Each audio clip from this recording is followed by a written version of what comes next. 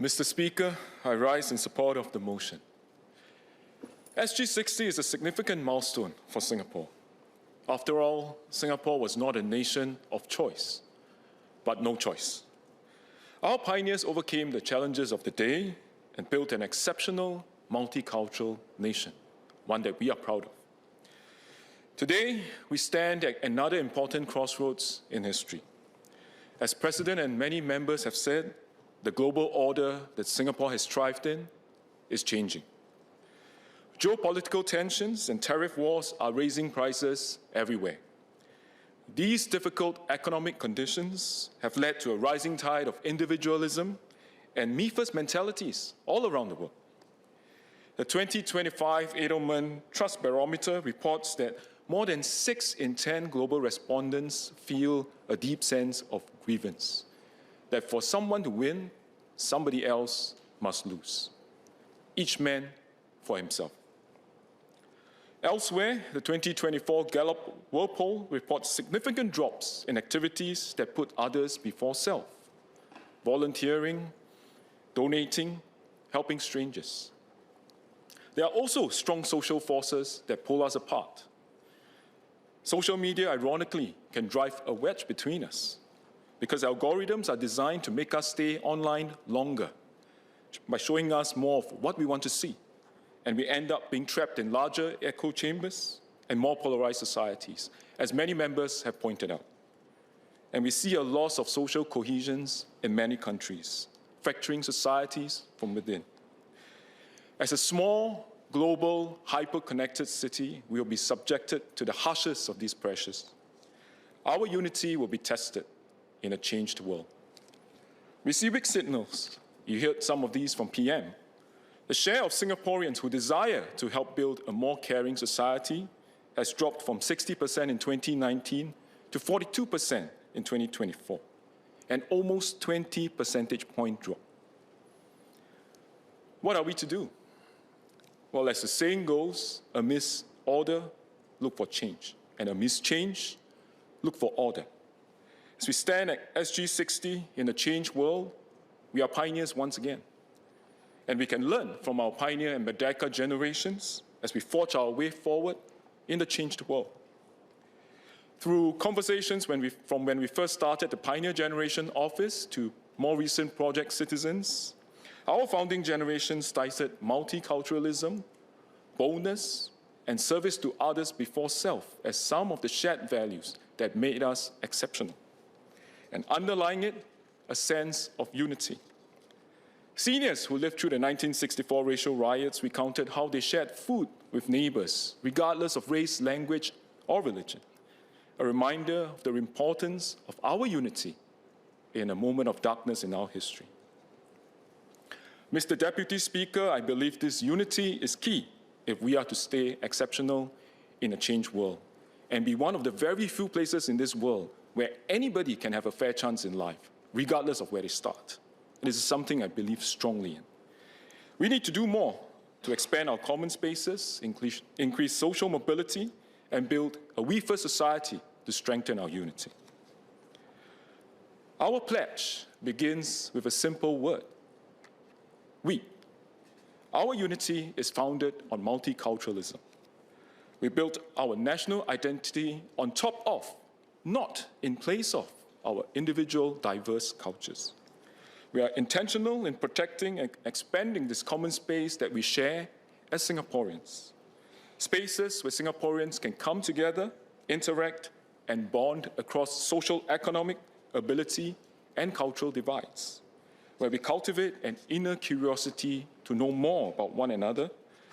And we need to welcome people from all backgrounds so we know what it feels like to walk a mile in their shoes, so we can make decisions and trade-offs that are better for everyone. Our multiculturalism and openness are our strengths. We must place a special focus on our youth, for they are the architects of a more cohesive Singapore to come. While our youth are the most digitally connected generation, they risk becoming the most socially disconnected in real life. The 2022 National Youth Survey reveals a worrying trend. The proportion of youth with no close friends doubled from 4 to 8% in the last decade.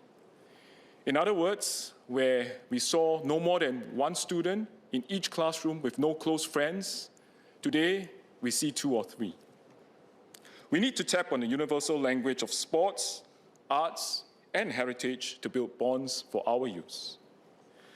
In 2023, 3 schools form one football team: Boon Lay, Methodist, and Westwood Secondary. On their own, they didn't quite have enough players, but together, they formed a team. They trained together 3 times a week under the School Football Academy program. And last month, they claimed their first national school games title. And the girls proved that on the football field, with a common goal, school badges faded away. They became a we, and that we succeeded in the pursuit of their dream. MCCY and MOE will work together to create more cluster-level sports competitions and games to get youths from different schools, backgrounds, and abilities to play together. We will pilot a new cluster-level games, the School Sports Fiesta, next month, beginning with 16 schools across 3 clusters at the primary and secondary levels. We want to get more students to unite through sports and to play together. On Tuesday evening, we cheered Pin Siu on as she won silver in the women's 100-meter backstroke S2 final in the World Para Swimming Championships held in Singapore and Asia for the first time. Pin Siu's win is a powerful testament to the strength of the human spirit and the importance of building an inclusive society, one where every Singaporean belongs. It helps us see diversity not as a barrier, but as a source of strength. MCCY will deepen our efforts to build an inclusive societies across all domains.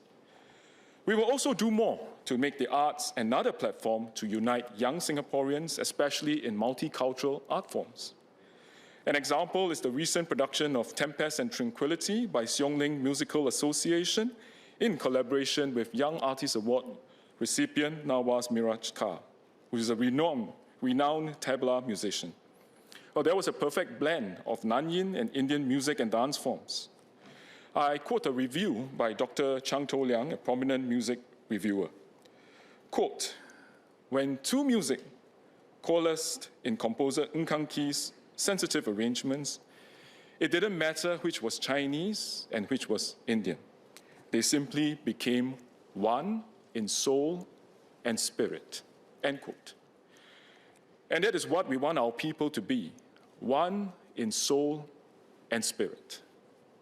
NAC, with the support of the President's Challenge, will introduce new initiatives that will give an added boost to the development of such cross-cultural efforts to make us one in soul and spirit.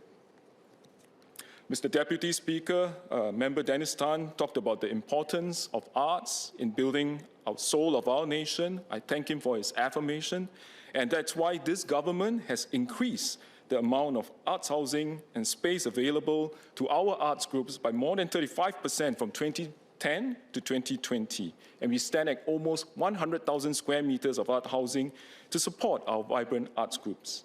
They, in turn, have doubled our performance activities to almost 13,000. And it is this outreach that will allow our Singaporeans to understand and appreciate and feel what it means to have the soul of the nation. And I also want to thank this House for your continued support for our arts, heritage, and cultural groups, for indeed, they play a very strong role in helping us understand what it means to be Singaporean. Beyond the arts, we also need to bring our understanding of diversity and common spaces from textbooks into everyday life. Last month, Minister Desmond Lee and I joined students in Mayflower Secondary School in their CCE class on racial harmony. Our students told me that what was more important than classroom learning was to take action. Practice little acts that strengthen racial harmony in their daily lives and create the positive school culture that this House spoke about. Be the change that we want to see. I was really proud of our students. And beyond schools, the National Youth Council had also engaged more than 5,000 youth since 2023 in constructive dialogues on how to strengthen our racial harmony.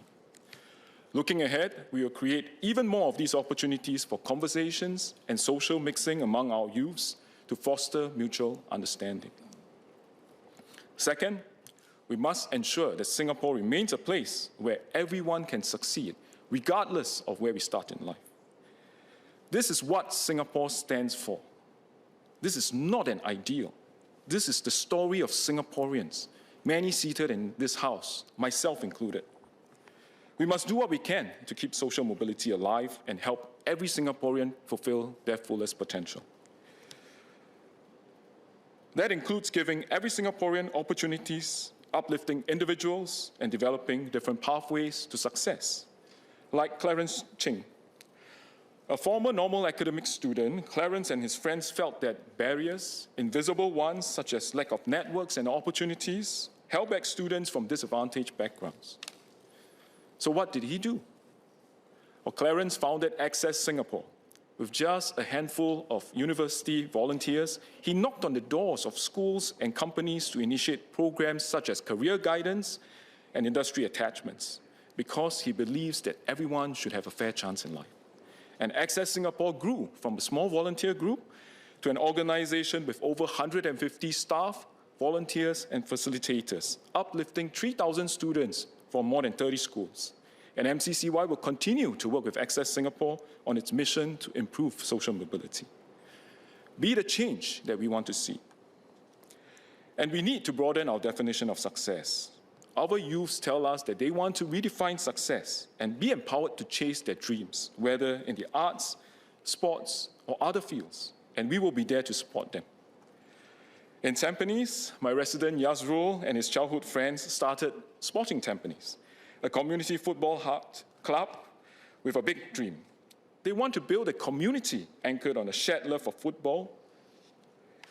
And they started in June this year, and they now have more than 44 members who participate in both competitive and social games.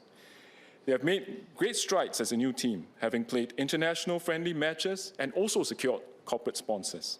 And I arranged for the good people behind Unleash the Raw to meet with Yazrul and his team to see how we can better support their dreams to play on a much larger stage.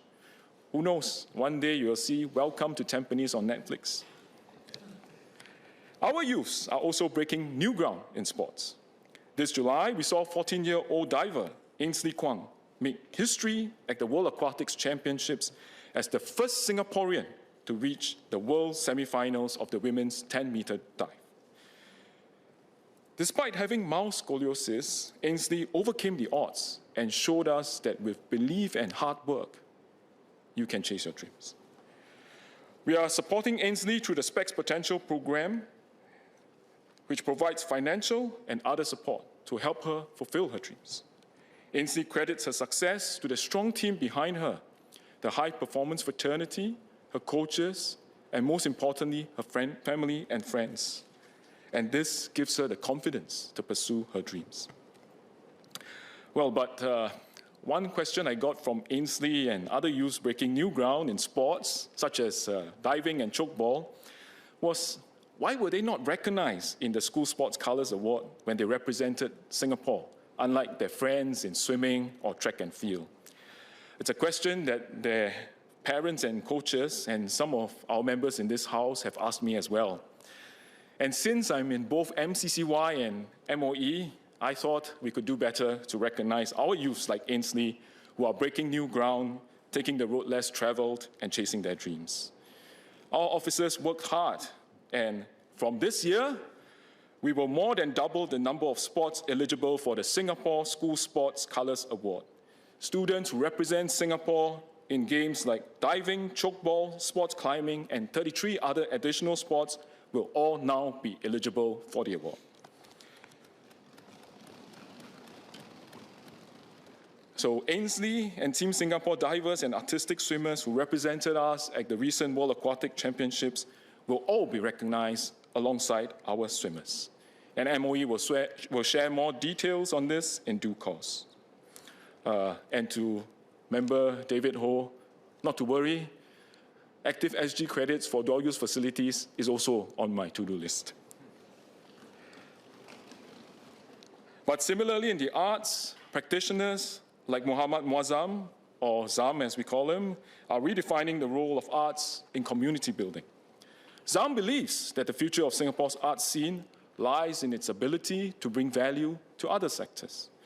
Together with its community engagement work, ZAM explored the intersection of the arts with healthcare, social services, and education sectors.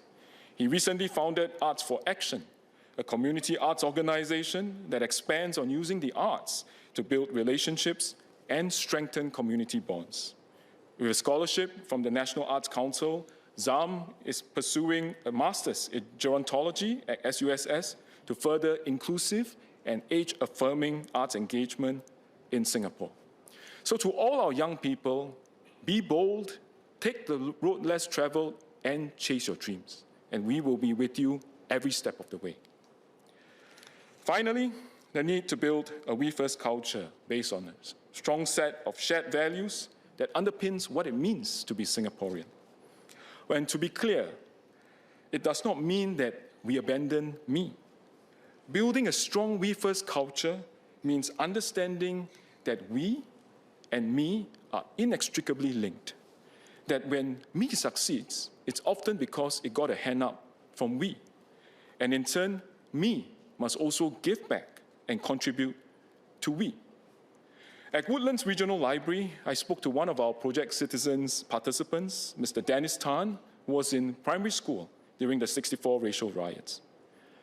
Dennis recalls there being a lot of misinformation and untruths spread through gossips and rumors, and he did not know what to believe or to expect. But despite this, people in the kampong put their neighbors first by housing them at night when the curfews kicked in, regardless of race, language, or religion, putting we before me. Everyone must play a part in building a We First Singapore, whether individuals, community groups, or corporates. And we want to nurture this mindset amongst our youth. At Youth Corps Singapore, we support our youth to take tangible steps to put others before self. I met Hannah Patricia, one of our youth volunteers. Her journey started with a 3-day leadership camp in 2019, which kindled her passion to put others before self. Today, while pursuing her master's degree, she leads multiple projects to benefit the community. And this December, she's also leading a youth expedition project to go overseas to make a difference to a community in our region. Like Hannah, many of our youth feel a sense of purpose, and they resonate with the call to build a We First Singapore. MCCY's 2024 Social Pulse survey found that 3 in 5 young people want to take action for a better Singapore, and more than half want to work with the government to do so. So we will continue to make it easy for our youth to step up, to put we before me. And my ministry will continue to give our youth a voice, a platform, and a space to make a difference, to build a Singapore that they will be proud to inherit. And when people are empowered to make a difference, it builds a virtuous cycle of care, trust, and collective responsibility. And when we all put we before me, we build a better Singapore. Mr. Deputy Speaker, we are pioneers standing at an important crossroads in a changed world. Let's move forward together with a new spirit, or a phrase that we are more familiar with. Marilah kita bersatu dengan semangat yang baru. We are not alone in this journey. As Ben King puts it, if we just look to each other, then this house will feel like home. And the more we are together, the further we'll go. Let's go further together. Mr. Speaker, Mr. Deputy Speaker, in Mandarin, please. 面对变化万千的世界，不稳定的国际局势 ，SG60这个基点，犹如新加坡建国那段日子，荆棘重重。就让我们学习建国和立国一代的团结精神和家国情怀，同年轻一代携手迈向新世界。谢谢。Mr. Deputy Speaker, I support the motion. Thank you.